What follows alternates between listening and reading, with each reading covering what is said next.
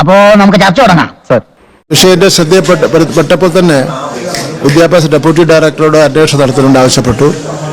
ഈ വിഷയം എന്റെ ശ്രദ്ധപ്പെട്ടപ്പോ എന്നെ വിദ്യാഭ്യാസ ഡയറക്ടറായിട്ട് ഏതായാലും മലയാളത്തിലാണ് തുടങ്ങിയിരിക്കുന്നത്. നാറ്റിച്ചില്ല.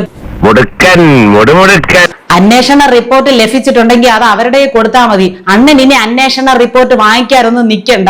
മലയാളത്തിലാണെങ്കിലും തെറ്റും.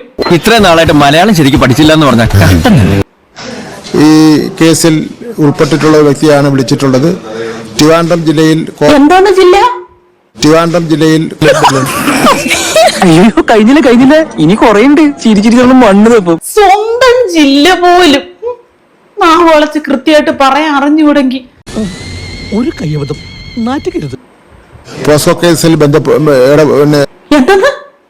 പോസ്കോ കേസിൽ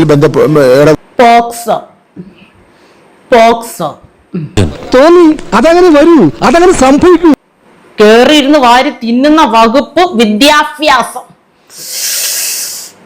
എന്റെ വേളാങ്കണ്ണി മാതാവേ, ഇവന് കുറച്ച് ബുദ്ധി ഉണ്ടായിരുന്നെങ്കിൽ മന്ദബുദ്ധി എന്നെങ്കിലും വിളിക്കായിരുന്നു. That is not decided. അമ്പോ നാടൻ പൊട്ടിക്ക് ഷൂസാ. വീട്ടിൽ ഞങ്ങൾ ഇംഗ്ലീഷിലെ പേശാറുള്ളൂ. 15 ആൾക്കാരെ പിരിച്ചു കിട്ടുമെന്ന് പറഞ്ഞല്ലേ? 12. No, teachers and non-teachers. അവർക്ക് നിലവാരം മനസ്സിലായതുകൊണ്ട് അവര് മലയാളത്തിലാണ് ചോദിക്കുന്നത്. മലയാളത്തിൽ പറഞ്ഞാ പോരെ. മലയാളത്തിലെ മുട്ടയെ കിടന്ന് എഴുതിയല്ലേ, പിന്നെ ഇംഗ്ലീഷ് ചാടി കയറി പിടിക്കേണ്ട കാര്യമുണ്ടോ? ഇവിടെ സ്കൂളിന്റെ പഠിച്ച കുട്ടി ആരെങ്കിലും ഉണ്ടോടാ നിന്റെ കൂടെ? ചൊല്ലടാ ചൊൽ. Any action against the principal? മതിയായല്ലോ, തികഞ്ഞല്ലോ, പറഞ്ഞോട് പറ. നമുക്ക് വശമില്ലാത്ത ഭാഷയായി പോയില്ല. കിട്ടേണ്ടതൊക്കെ കിട്ടിയല്ലോ, സമാധാനമായല്ലോ. No, teachers and non-teachers. എങ്ങനെ